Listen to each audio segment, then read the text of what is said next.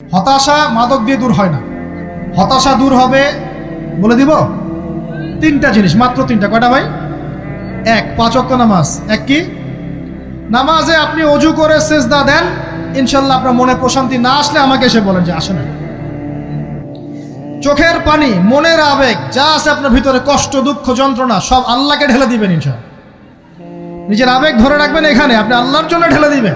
মানুষকে আবেগ দেখা কি লাভ? মানুষ আপনার চোখের পানির মর্ম বুঝবে? মানুষ কি মানুষের চোখের পানির মর্ম বুঝে? আপনার পিতা যদি মারা যায়, আমার কাছে এসে দোয়া চান কান্নাকাটি করে, আমি দোয়া করতে পারবো, কিন্তু আমি কিন্তু আপনার ফিলিংসটা বুঝতে পারবো না। আপনার অনুভূতি কে বুঝতে পারবেন? আল্লাহ পাক আপনার ঘাড়ের রগের চেয়েও কাছে আছেন। সুবহান সুবহান, আল্লাহ পাক ঘাড়ের রগের চেয়ে কাছে আছে। গতকালকে বাংলাদেশের একজন বরেণ্য আলেমের সাথে একটা কনফারেন্সে ছিলাম। উনি বলছিলেন যে এক ব্যক্তি, এটা শোনেন, এক ব্যক্তি খুব তার শখ যে তিনি সাহাবীদের মতো নামাজ পড়া শিখবেন। কথা বুঝতে পারছেন? সাহাবীদের মতো নামাজ শিখবেন। তো একজন বরেণ্য আলেমের কাছে এসেছেন, এসে বলছেন যে আমাকে সাহাবীদের মতো নামাজ শিখিয়ে দেন। তখন সেই আলেম আরেকজন আলেমের সন্ধান দিয়েছেন, যা তুমি তার কাছে যাও, তিনি শেখাবেন। তো সেই ব্যক্তি একটু অবাক হয়েছেন, কারণ যাকে প্রশ্ন করেছিলেন তিনি অনেক বড় মুহাদ্দিস, আর যার কাছে পাঠানো হচ্ছে তিনি অত বড় মুহাদ্দিস নন, কিন্তু আবেদ, আমল করেন। তাকে গিয়ে বলছেন উনি আমাকে পাঠিয়েছেন সাহাবীওয়ালা নামাজ শিখিয়ে দেন। তখন তিনি বলছেন ঠিক আছে, সুন্দর করে অজু করে আসো, সুন্দর করে অজু করে আসো। অজু করার সময় খালি খেয়াল রাখবা যে আমি অজু করছি শুধু আল্লাহর সন্তুষ্টির জন্য। কি খেয়াল রাখবেন? অজু করছি শুধু আল্লাহকে রাজি খুশি করার জন্য অজু করছে, আর কোনো উদ্দেশ্য নাই আমার। অজু করতে যাচ্ছে, তিনি আবার বলছেন দাঁড়াও, শুধু আল্লাহকে রাজি খুশি করার জন্য অজু করো। আবার শুরু করছেন, আবার বলছেন শোনো, শুধু আল্লাহকে রাজি খুশি করার জন্য অজু করো। এভাবে বলতেই আছেন। নামাজে দাঁড়িয়েছেন, দাঁড়ানোর আগে বলছেন শোনো, শুধু আল্লাহকে রাজি খুশি করার জন্য নামাজ পড়ো। বলতেই আছেন। এক পর্যায়ে সে ব্যক্তি নামাজ শুরু করলো। নামাজে মনোযোগ এদিক ওদিকে যায়, আর তার মাথায় এটা আসে, এই শুধু আল্লাহকে রাজি খুশি করার জন্য আমাকে নামাজ পড়তে হবে, শুধু আল্লাহকে রাজি খুশি করার জন্য নামাজ পড়তে হবে।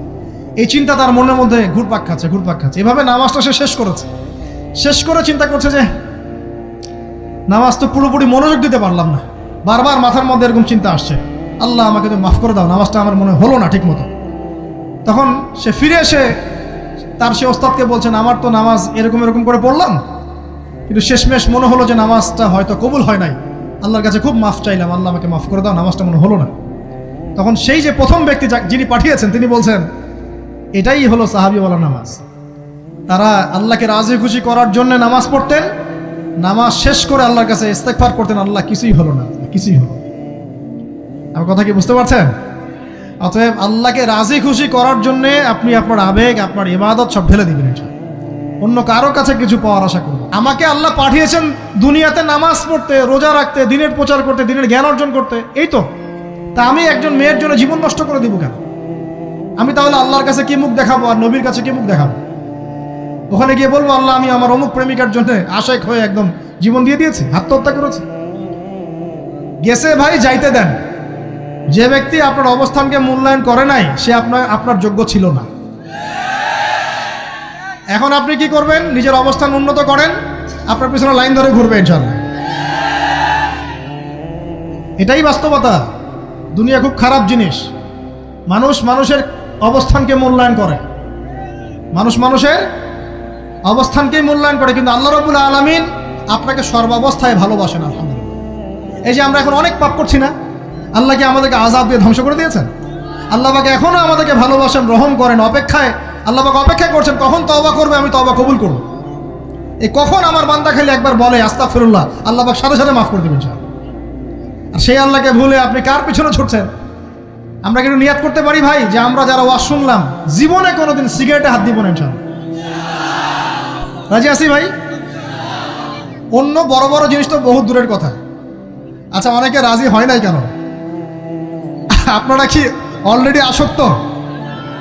আমি অনেক ভাইকে দেখেছি মাশাআল্লাহ ইফতার খুলেই একদম বেনসন টানা শুরু করে। হ্যাঁ, এটা যে হারাম আপনাদের কেউ ওয়াজ করে শোনায় নাই? এটাকে কি মনে করেন আপনারা, হারাম না হালাল? কেউ বলেছে মাকরু, নাকি মাকরু ফতোয়া দিয়েছে? মাকরুহ শব্দের অর্থ জানেন আপনি? মাকরুহ শব্দের অর্থ কি একটু শোনেন। সূরা বনী ইসরাঈল খুলবেন। কোন সূরা?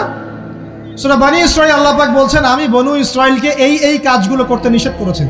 কোন কোন কাজ? জেনা করো না, জেনার ধার কাছে যেও না, এতিমের মাল আত্মসাৎ করো না, শিরিক করো না ইত্যাদি। যারা আলেম আছেন তারা আমার কথা বুঝবেন। এই কাজগুলোর পরে আল্লাহ পাক বলছেন যে এই প্রত্যেকটা কাজ আল্লাহর কাছে মাকরুহ, অপছন্দের। কিসের? অপছন্দ। আর এটাকে আপনি সহজ মনে করছেন? নিয়াত করি আল্লাহ পাকের সন্তুষ্টির জন্য আমরা কোনোদিনও মাদকের সাথে সম্পৃক্ত হব না ইনশাআল্লাহ। আর বিশ্বাস করেন, শুধুমাত্র মাদকদ্রব্য নিয়ন্ত্রণ অধিদপ্তর এই আইন কানুন এগুলো দিয়ে, জরিমানা দিয়ে মানুষকে মাদক ছাড়ানো যাচ্ছে না, যাবে না। কেন যাবে না এটা আপনারা খুব ভালো করেই জানেন, আমি বলতে চাচ্ছি না। অনেক সময় মাদক বিরোধী কনসার্ট করে মানুষ, মাদক বিরোধী কনসার্টে ওঠার আগে এক বোতল ডাইল খেয়ে আসে আগে। এগুলো কি বাস্তব কথা বলছি না অবাস্তব কথা বলছি? আমাদের যুবক ভাইরা কোশ্চিনকালেও মাদকের ধার কাছে যাবেন না ইনশাআল্লাহ। একটা হাদিস খালি মনে রাখেন, এই হাদিসটা মনে রাখেন। নবী সাল্লাল্লাহু আলাইহি ওয়াসাল্লাম বলেছেন, কেউ যদি মাদকদ্রব্য সেবন করে তার 40 দিনের নামাজ কবুল হবে না। সিগারেট একটা খেয়েছি, 40 দিন নামাজ নাই। এরপর যদি সে তওবা করে আল্লাহ মাফ করে দিবে। আবার যদি মাদক খায় আবার 40 দিন কবুল হবে না। যদি আবার তওবা করে আল্লাহ মাফ করে দিবে। আবারও যদি খায় আবারও 40 দিন কবুল হবে না। আবারও তওবা করলে আল্লাহ আবার মাফ করে দিবে। চতুর্থবার সে যদি মাদক খায়, আল্লাহ রাসূল সাল্লাল্লাহু আলাইহি ওয়াসাল্লাম বলছেন, আল্লাহ পাক কিয়ামতের মাঠে তাকে তিনাতুল খাবাল পান করাবেন। কি পান করাবেন? তিনাতুল খাবাল। সাহাবীরা বললেন, ইয়া রাসূলুল্লাহ, এটা কি তিনাতুল খাবাল? কি? নবী সাল্লাল্লাহু আলাইহি ওয়াসাল্লাম বলছেন, এটা হচ্ছে জাহান্নামীদেরকে আযাব দেওয়ার পর তাদের রক্ত মাংসের যে পুঁজ বের হবে, এই যে ড্রিঙ্কস, জাহান্নামের হার্ড ড্রিঙ্কস, এই ড্রিঙ্কসের নাম হলো তিনাতুল খাবাল। আল্লাহ পাক আমাদের সবাইকে মাদক থেকে বাঁচিয়ে রাখে। আমল হচ্ছে কোরআন তেলাওয়াত। যে ব্যক্তি কোরআন তেলাওয়াত করতে পারে নিয়মিত, তার মনের মধ্যে এই হতাশা, এই ভীরুতা, এই কাপুরুষতা কিচ্ছু আসবে না ইনশাআল্লাহ। আমি গ্যারান্টি দিচ্ছি আপনাকে, হতাশা আসবেই না আপনার মনে যদি আপনি কোরআন বুঝতে পারেন। কোরআনের একটা আয়াত নিয়ে কোনো সময় দেখা যায় 2-3 ঘন্টা সময় পার হয়ে যাচ্ছে, আয়াতটা ছেড়ে সামনে যেতে পারছি না। কোরআনের ভিতরে ঢুকলে আপনি দুনিয়ায় ভুলে যাবেন কি হচ্ছে আশপাশে। আমি এমন অনেক আলেমকে দেখেছি যে একটা বই, পাতলা একটা বই, আরবি বই নিয়ে পড়া শুরু করেছেন, যে ফজরের পরে জোহরের ওয়াক্ত হয়ে যাচ্ছে, বইটাই শেষ করতে পারেননি। বুঝতে পারবেন না, যখন আপনি ইলমের ভিতরে ঢুকে যাবেন, কোরআনের ভিতরে, হাদিসের ভিতরে, আপনার দুনিয়ার খেয়ালই নাই। একজন আলেম, তিনি এক রাত্রে একটা বই লিখেছিলেন, চটি বই, এক রাত্রের মধ্যে। বলা হচ্ছে, তার সম্পর্কে বলা হচ্ছে যে রাতের খাবার তাকে দেয়া হয়েছে, যে আপনি এটা খেয়ে নেন। তো খাবারটা পাশেই আছে, খাবারটা খাবো, এটা লিখে খাবারটা খাবো, এরকম তার চিন্তা ছিল। ফজর হয়ে গেছে, বই লিখাও শেষ, খাবার এই অবস্থায় পড়ে আছে, ডুবে গেছেন ভিতরে, খাওয়ার মাথায় খেয়াল নাই। এরকম হয়। একজন মনীষী, বিখ্যাত মনীষী, রিয়াদুস সালেহীন কিতাবের রাইটার, সংকলক আল্লামা নববী রাহিমাহুল্লাহ, এরকম সারা রাত চলে গেছে, পাশে 2টা খেজুর, ওই 2টা খেজুর খাওয়ারই সময় পান। হাদিস নিয়ে গবেষণা করতে রাত পার হয়ে গেছে। আমি বলতে চাচ্ছি, যখন ইলমের ভিতরে, কোরআন হাদিসের ভিতরে ঢুকে যাবেন, আপনার দুনিয়ার খেয়াল আপনার চলে যাবে ইনশাআল্লাহ। এই টেনশন, হতাশা, এই সেই বাদ, তখনই আল্লাহ পাক আপনাকে তার পক্ষ থেকে রহমত দিবেন, বরকত দিবেন, আল্লাহ আপনার দুনিয়ার কাজগুলো করে দিবেন ইনশাআল্লাহ। তখন দেখবেন কেউ আপনার দুনিয়ার ওই কাজটা করে দিয়েছে, কেউ ওই কাজটা করে দিয়েছে, কেউ বাসায় খাবার পাঠিয়ে দিয়েছে, আল্লাহ পাকই এগুলো করাই দিবেন ইনশাআল্লাহ। তো প্রিয় ভাইরা, মাদকে যাব না আল্লাহর কাছে আসবো? 2 নাম্বার কোরআন তেলাওয়াত, 3 নাম্বার আল্লাহর জিকির। 3 নাম্বার কি ভাই? আল্লাহর জিকির। চলতে ফিরতে সব সময় মুখ চলতে থাকবে, মুখ না চললেও মনে মনে মন তাজা থাকবে, মনে মনে জিকির হতে থাকবে। মনে মনে জিকির করতে পারেন?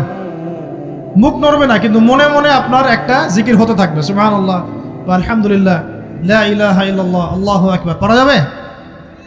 পারে। মানুষের মন কখনো চুপ করে থাকে না, কিন্তু মানুষের মন অলওয়েজ কিছু না কিছু চিন্তা করতে থাকে না, যতক্ষণ না ঘুমায় মানুষ।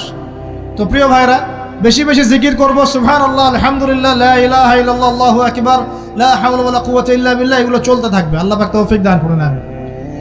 আমরা আমাদের সমাজে যুবকদেরকে এরকম টিকটকে দেখছি, অনলাইনে আসক্ত দেখছি, জেনায় আসক্ত দেখছি, পর্নোগ্রাফিতে আসক্ত দেখছি। আমরা দেখছি আমাদের যুব সমাজকে মাদকে আসক্ত, কিশোর গ্যাংয়ে আসক্ত। এইগুলো কি আমাদের কাম্য ছিল ভাই? আমাদের কাম্য ছিল?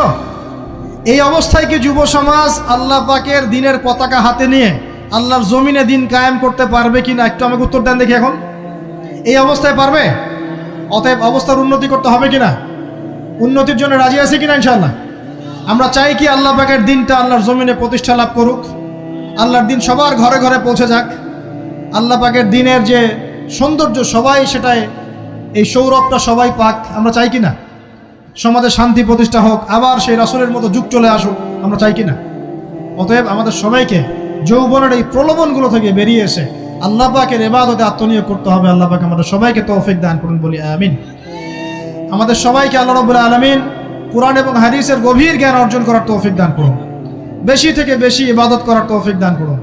আল্লাহ পাক সবাইকে হারাম সমস্ত রিজিক থেকে বাঁচিয়ে রাখুন, জেনা, ব্যভিচার এবং নারীর ফিতনা, মাদক থেকে আল্লাহ বাঁচিয়ে রাখুন। আল্লাহ পাক আমাদের সবাইকে হালাল রিজিক, হালাল সম্পর্ক যথেষ্ট করে দিন। আল্লাহ পাক আমাদের সবাইকে যেন দিনের দাওয়াতের মেহনত করার তৌফিক দান করেন এবং আলেম ওলামার সাথে পরামর্শ করে দিন শেখার এবং বোঝার তৌফিক দান করেন। যুবতী দিনী বোনদের জন্য, এখানে বোনরা আছেন না? আছেন কি না? দিনী বোনরা আছেন? একটা নসিহত দিনী বোনদের জন্য আমি একটা নসিহত করতে চাচ্ছি, একটা নসিহত। আমার এই একটা নসিহত একটু মন দিয়ে শুনুন প্রিয় দিনী বোন। রাসূলুল্লাহ সাল্লাল্লাহু আলাইহি ওয়াসাল্লাম আমাদের দিনী বোনদের জন্য জান্নাতে যাওয়ার একটা ফর্মুলা বলে দিয়েছেন। আমি কি বলবো সেটা? আচ্ছা, রাসূলুল্লাহ সাল্লাল্লাহু আলাইহি ওয়াসাল্লাম বলেছেন আমাদের দিনী বোনেরা, আমাদের মায়েরা, এই নারী জাতি মাত্র 4টা কাজ করলে জান্নাতের যে কোনো দরজা দিয়ে ইচ্ছা প্রবেশ করতে পারবে ইনশাআল্লাহ। খুশি হন নাই? কয়টা কাজ? মাত্র 4টা। এক, যদি আমাদের দিনী বোনেরা 5 ওয়াক্ত নামাজটা ওয়াক্ত মতো পড়ে, আল্লাহ পাক তৌফিক দান করুন, বলি আমিন। 2 নাম্বার, যদি তারা রমাদান মাসের রোজাটাকে ঠিক মতো আদায় করতে পারে। 1 নাম্বার 5 ওয়াক্ত নামাজ ঠিকঠাক আদায় করা, 2 নাম্বার রমজান মাসের সাওম রাখা, 3 নাম্বার তাদের লজ্জাস্থানের হেফাজত করা, মানে শরঈ পর্দা মেনটেন করা, শরঈ পর্দা মেনটেন করা। এবং আমি বলে দেই, চেহারাটা আপনাদের পর্দার অন্তর্ভুক্ত। এটা নিয়ে অনেক বাকবিতণ্ডা হয় না সমাজে, চেহারা দেখানো যাবে কি যাবে না ইত্যাদি।